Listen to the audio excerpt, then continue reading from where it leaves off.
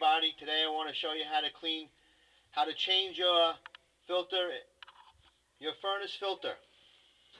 First of all, you take off these front covers. They just pop off like this. Pull it up. You slide out the old filter like this. It gets all dusty. Then you get your new filter, nice and new, see?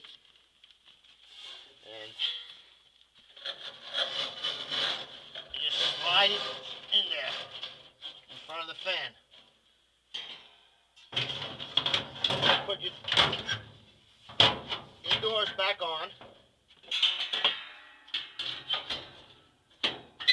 like that. That's it, everybody. That's how you change your furnace filter. Bye.